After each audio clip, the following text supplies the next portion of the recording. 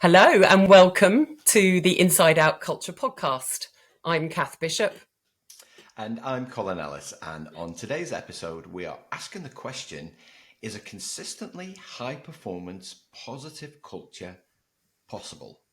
Now, I'd love it, Kath, if the short answer is just like yes, but obviously that wouldn't be a very good podcast. People would just be switching off and going, oh, well, I got what I needed from that. So let's start with you, right? As a high performance athlete, as someone's worked a lot in this environment. So do you want to give us a little bit of a background, a little bit of an explainer about, well, what is this thing called high performance culture?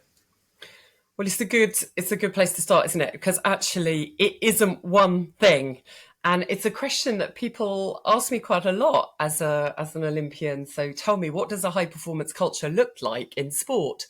And I competed at 3 Olympic Games, and I can tell you that each of the Olympiads, which had a different coach, different values, different approach, uh, they had each of them a different high performance culture.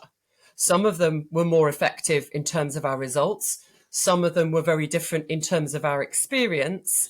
They would all loosely be called high performance cultures because we were pursuing excellence, because we were working really, really hard, training 3 times a day, pretty much 7 days a week. But actually, I'm not sure that any of them were really healthy high performance cultures. And this is a bit of a question at the moment that I think we're grappling with in sport, we're grappling with in business. Can we have a healthy high performance culture? Is that an oxymoron? Is that an impossibility? And how do we do it? Because I'm not sure that's actually been something we were aiming for, 20, 30 years ago, and certainly before that. So in a way, it's a question of our times. It's a new question. It's part of evolution of thinking, how do we get better? And actually culture matters, and potentially the positivity of the culture has an impact.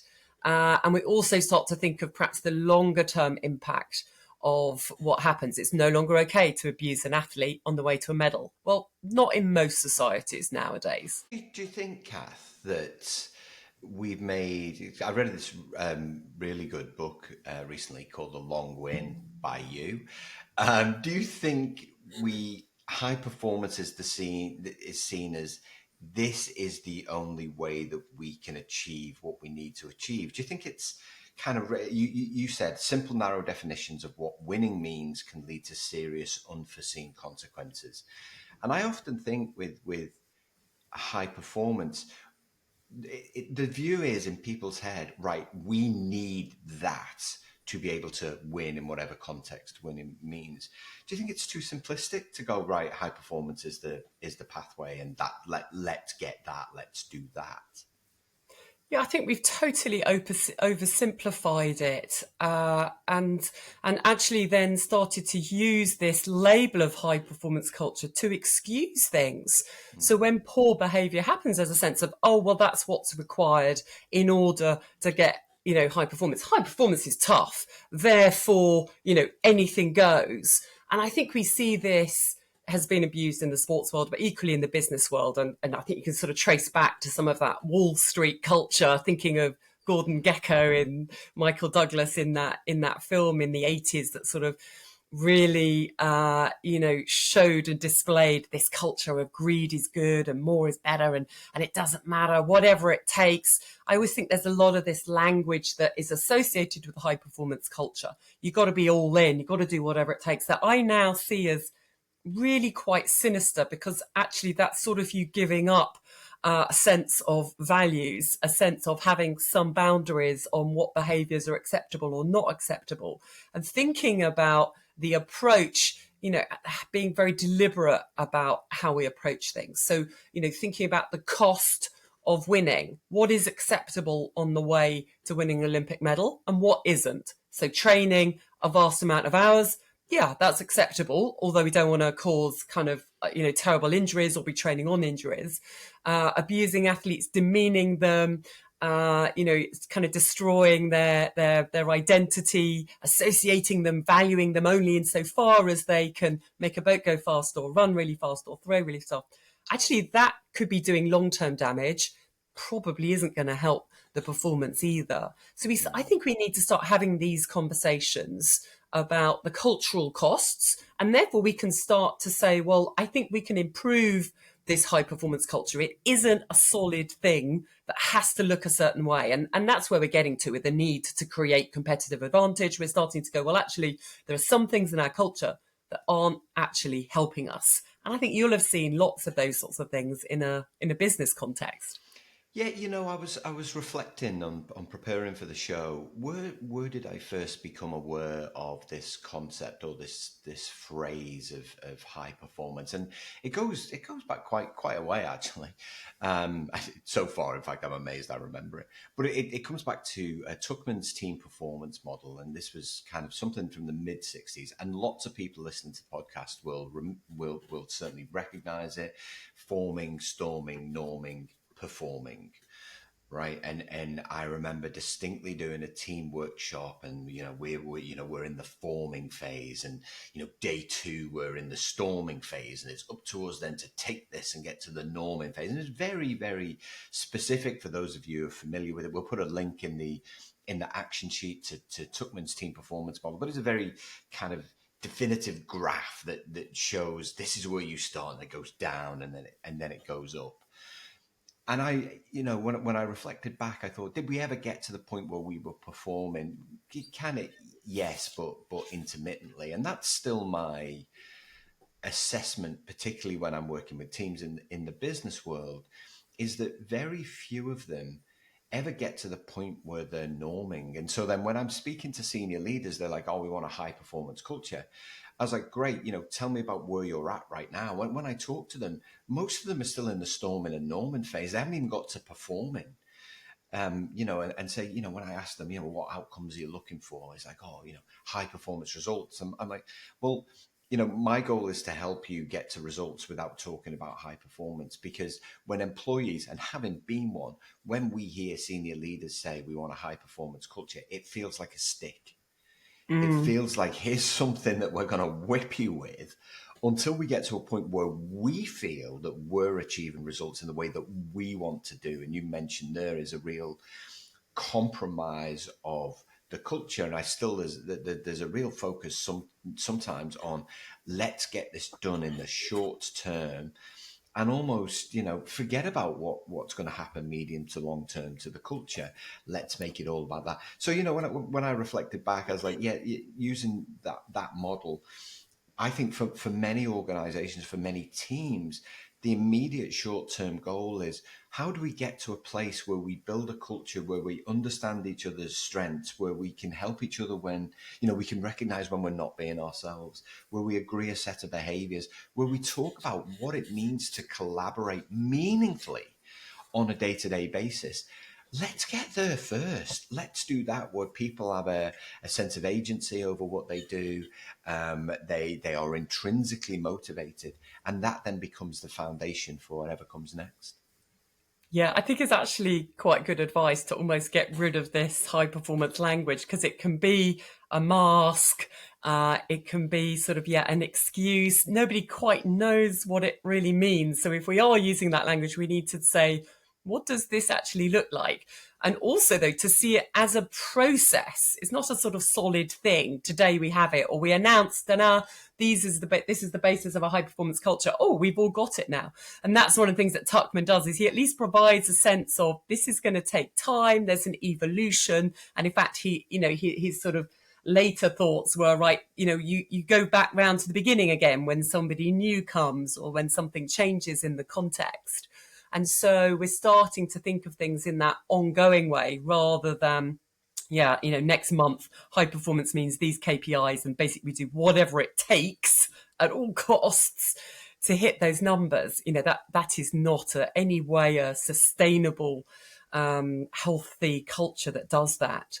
When I was thinking about this, and trying to, again, like you, take a step back ahead of this conversation, I was thinking, where does this really go back to? And, I guess if we think super long term, then, where do the habits of the business world come from? Perhaps from a military world, from a very brutal binary win-lose on the battlefield world where there wasn't a lot of care going on. There wasn't a lot of psychological safety in the sort of Prussian wars of, whatever it was 2 centuries ago.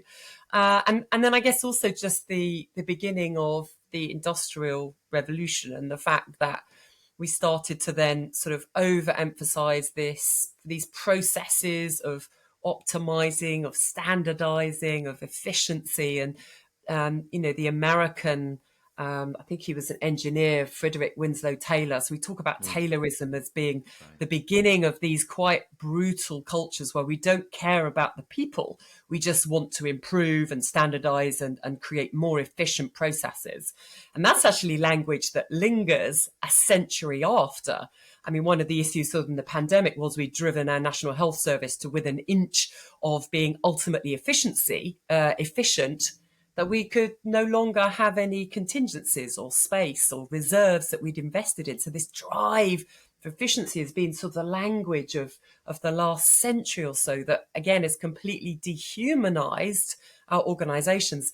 Arguably hasn't really driven performance in terms of the numbers either, not over the long term. We now perhaps see the costs of that.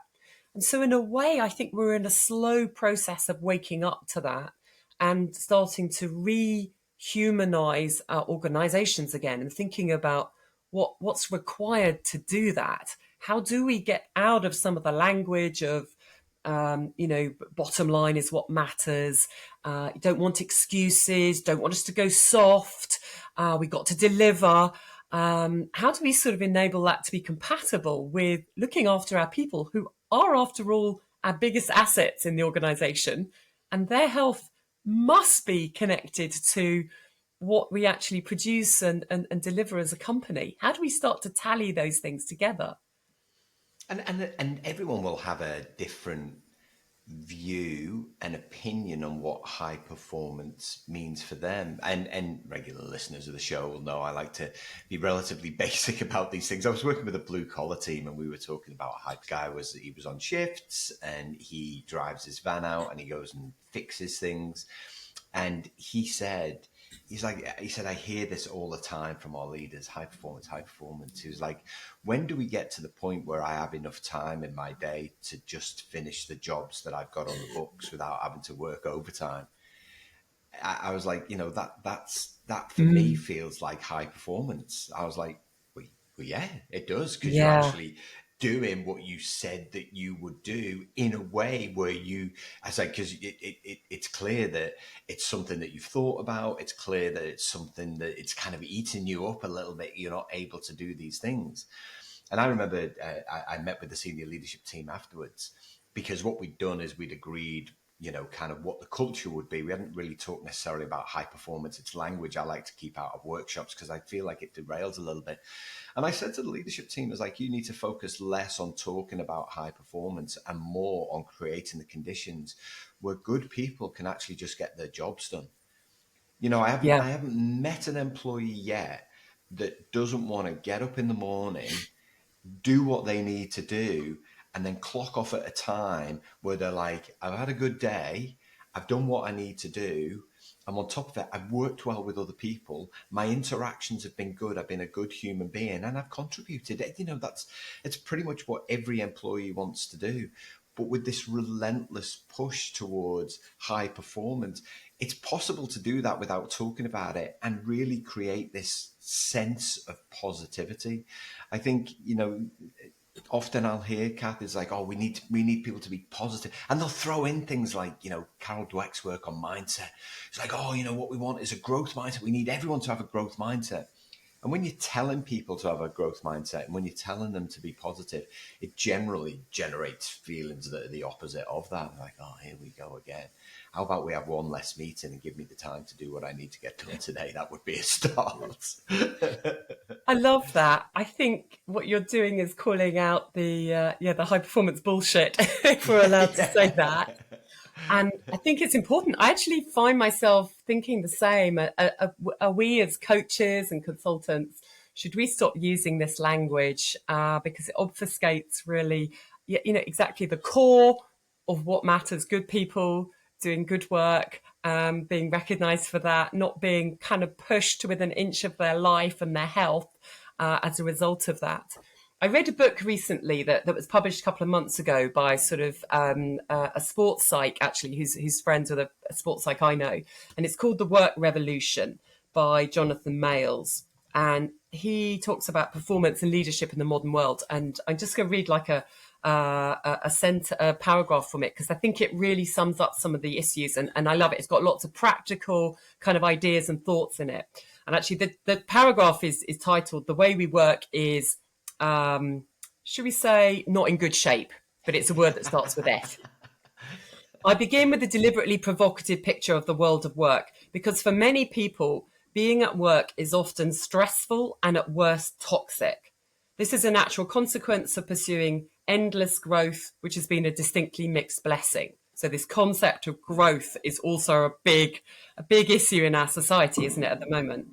Many of us are better off than ever before, but this has come at great cost to society and the natural world. Fortunately, we're not powerless, and we can each play a role in creating more meaningful ways of doing business. I call this healthy high performance because well-being and performance at work can be complementary, not mutually exclusive.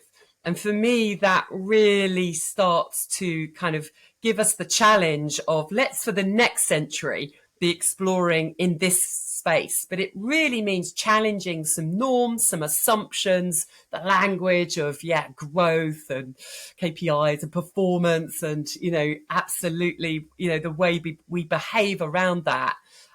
So I think there are some good provocations out there and a sense of how we do things differently. And in my sporting work, so I have a role supporting or challenging, scrutinising British gymnastics on to kind of really make sure that they are effective, deeply long-term effective in creating culture change in a sport where a shocking number of young athletes suffered, were abused. And, it's so important that care is at the heart of what they do. But there was a system where care just wasn't really present. So you've almost got to completely reinvent the system in order to do that. And that requires a tremendous commitment from the leadership and actually deep systemic change that doesn't come overnight. Even if you want to do it, you have to sort of unpick the ways of working, the metrics, the assumptions about what success looks like, the counting the medals and the number of members we have and the sort of purely commercial numbers. So it is a big challenge to do things differently. But the good thing is we have organizations in the business world and the sports world where we actually see we have to move in this direction. We can move in this direction. And it's exciting because we start to open up the possibility of having a positive social impact beyond the growth numbers and the profit margins of the next quarter. We start to think about what do those numbers mean? What is that impact we have on others? And for me, that's sort of part of this language that performance on its own, is only meaningful when it's really tied and linked to well-being, thriving people in our sport or in our business, and to social impact. We are leaving behind a positive mark on communities, on society, on the natural environment. And that for me is the sort of challenge of the 21st century, to think about what are the conditions, as you were saying earlier, what's the culture that we now need to enable that. And it is possible. It's possible to do that. There was a research paper done in 2016, so it's 8 years ago now as we record this, from Alverson and Svenningsson, and basically what they said, it is possible to shift your culture over time with a refocus on entrenching different values, different behaviors. I was like, oh, well, okay, I remember reading this a while ago. So I went and had a look, okay, well, what's something more modern? And so I had a look, I found some research from 2022, which was about influencing team performance, factors influencing team performance. And it basically said elite teams need inputs around beyond traditional structures of coach and staff management, and in the sports world, medical personnel. It's about defining what it means to be a team, which is the things that we talk about, Catherine, things that we have been talking about, is what are those characteristics of a team that will then create the foundations for whatever performance looks like, because ultimately there's performance. I always think that, we like to grade things. I liken it sometimes to airline loyalty schemes. There's, bronze, silver, gold, and then you just get to gold and you're like, okay, well, I made it to gold. And then there's platinum, and then there's platinum plus, and then there's the president's club. And it's just like, it's just never ending, and it's another level to strive for and another level to strive for. When actually the characteristics of really performing teams with positive cultures, that are full of safety, but also of intrinsic motivation, is what's our purpose? What values unite us? What's our work ethic collectively? You hear these stories as like, oh, so and so doesn't have the right work ethic. It's like, okay, well, did you sit down and agree what that would look like? Well, no, it's just up to them to get up every morning and have that. And partly that's right, but partly you've got to, they've got to feel motivated by something. Where's the support from leaders to help them do what they need to do? How are we dealing with conflict? How are we making sure that our communication is good? Most teams are swamped in the business world with emails, and then they wonder, well, how do we get to high performance? People have got 1,000 emails in their inbox every single day. But ultimately, bring the team together to actually agree, well, what are our norms? Going back to Tuckman's model, what are the norms that we want to create that will enable us to move to, kind of performing? It's something simple. As a manager, I used to do with my teams. We used to go away for 2 days every year. I've mentioned this before. And we would say, what's the good stuff that we do that we want to keep? What works well right now? How do we communicate with each other? What behaviors, really improve our sense of mental well-being and how we feel about our jobs and each other? And then what's the stuff we want to change? What are the things holding us back? What are the things that lead to us feeling completely wringed out at the end of the day and not in a good way? What are those signs of burnout? I always think by the time you recognize you're burnt out, it's usually too late. And Definitely. these are just very, very simple things that we can agree. And, for anybody listening to this, it's how are you going to bring people together to define what performance means, such that it gives you even the slightest opportunity of achieving the results that you've got, rather than talking about, kind of high performance, is how do people feel, what's getting in the way of work, and what will it take to get to the point where people are just getting the job done every day. You're reminding me of some of the brilliant principles that Owen Eastwood uses, who's a performance coach who's worked with the New Zealand rugby team, the South African cricket team, the recent Ryder Cup team, the England football team. And he he actually draws on the sort of ancient principles of Maori culture. So really drawing on history, on anthropology, and the two basic needs that any team or group have to feel connected to something that has meaning beyond themselves and to be connected to each other. Those in themselves are require us to have quality conversations, as you said you were doing with your team. And those are the important conversations that are drivers for performance, that don't involve just kind of ratcheting up 5% on last year's KPIs. It's about really connecting to the work we do, and believing in that sort of process that will create those conditions for everyone to deliver to their potential, and to actually sort of not put a KPI ceiling on it, but to be thinking what's possible, what's the positive impact we could achieve together. And there are some great coaches now, both across the world, who are starting to think differently. And in England, I think both our England football managers, Serena Wiegman and Gareth Southgate, they understand the need to create an environment for their players to thrive, to give them the best chance of being able to deliver their best performances on the night. They can't control whether a football player is going to, hit the crossbar, or referee might make a poor decision. It's not that they're focused on the results. Of course, they want to win. Of course, we do that. That's the world that they're in. But actually, their job is creating that environment for those players to thrive and together be connected in those moments of pressure that gives them the best chance of doing their best. And I saw this recently in the boat races this year, the Oxford Cambridge boat race and rowing, obviously something I'm very kind of close to, and had the opportunity to see up close the Cambridge women's team. And the coach there, Paddy Ryan, who I've known for a long time, set out at the beginning of the year, and year on year is always trying to develop the culture, think about what's needed now to help these students to thrive who have really incredible pressures on them, academic and sporting. And he said, I want care to be the guiding principle of everything that we do. Care for the students, care for the coaching staff, care for everyone else involved. And for us to explore what could that mean. So it's not a sort of, right, these are the three things we need to do. It's like, what if we are a caring culture, what could that look like? What do we need to change? What do we need to do differently?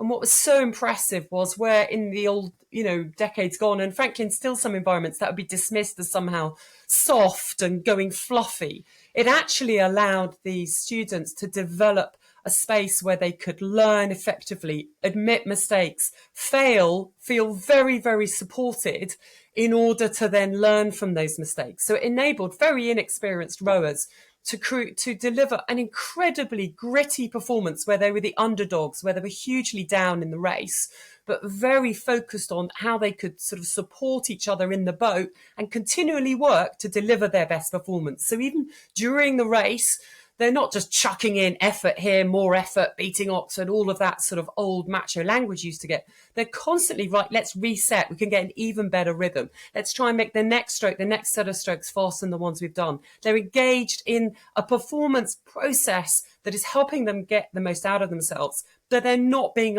encumbered by the sort of performance bullshit language of harder, more, stay in front, be better, be harder, be tougher. And so that for me has been just a brilliant example of where a caring, safe environment can really help people develop quickly and powerfully and then be able to be at their best under pressure. And the other thing that I took from that story, which is a great story, Kath, is the sense of the goal is that it's a team goal. It's not on the individual. I don't think I know. I see this all the time in the corporate world as individuals have targets and yet they want a high performing team. I was like, well, place the emphasis on the team achieving things, not the individual. And that story is a great example where the team agreed what they needed to be in order for the team to achieve their goal. When you put the emphasis on the individual, then you're going to get a very individualistic, I need to achieve my target, I need to get my bonus. And you're never going to get this to the point where you've got this, really neat, well-defined culture of people who are all pulling in the same direction, want the same things. You've got a culture of selfishness focused on, well, what do I need to, and often it's a forced selfishness. I'm not suggesting that employees are selfish, but the organization has put them in that position by saying you as an individual need to achieve these things in order that we can achieve our result, rather than making it about the team. Yeah, the incentives, Now the it's structures, yeah, that's pit right. people against each other rather than the beautiful thing when the rowers and that crew were talking about wanting to deliver their best for the woman in front of them, for the woman behind them. That is so magical if you want to explore what's possible collectively. That kind of feeling, you really can't invest in that enough. I really care about this so much because I feel like we hold ourselves back. That was really what was driving me to write the book, was we can find better ways to succeed. And if we put more effort into finding those, then, extraordinary things become possible. I feel, So, Kath, we could talk about this all night, but we should probably wrap it up. yeah, let's get to some practical tips. Our 3 takeaways. So each week we want to give you something to do, something to get curious about, something to uncover. So what should we do? What should we recommend that people do? Well, I think, Kath, picking up on that last point that we just talked, I think it's really important that teams agree what high performance, or just agree what performance looks Yeah. like for your team. Let's remove this concept of high performance. What does Yeah, it because mean? nobody wants low performance. So Exactly. Yeah, yeah, yeah. What are you a striving for? To do less? slightly medium performance. Yeah, we want just below high, but moving up to high. Yeah, what does it mean for you and your team, particularly as you mentioned in terms of, kind of the human experience and personal and collective growth. What do we want people to get curious about, Kath? Yeah, so really thinking even more, I think all of this is about really leaning into the how. How can you achieve the objectives that you have, the goals that you have, without compromising well-being and safety? So that's your starting point, that those things are absolute priorities, and you're going to make sure you build the how around those. How can you achieve your objectives without compromising well-being and safety? And the last thing to uncover. The barriers, probably the barriers to caring and creating safety in the pursuit of whatever performance means for you. It might be an individual. It might be a process. It might be something structural. It might be the fact that you don't have the time to actually, or you don't feel you have the time or the agency to agree what performance looks like for your team. So really spend some time thinking about, well, what's actually stopping us agreeing on the conditions that we need to create to get to the point where we're performing as a team. Fantastic. So take action to define the human experience that you want to create on the way to achieving your goals. Get curious about how you can do that without in any way compromising well-being, safety. Set yourself that as an objective, and then uncover the barriers, the assumptions, the norms, the behaviors that could be getting in the way of a caring, psychologically safe environment. And that will help you to define for you a healthy, meaningful culture. Fantastic. Another great conversation. Thank you so much, Kath. Great to chat. Bye.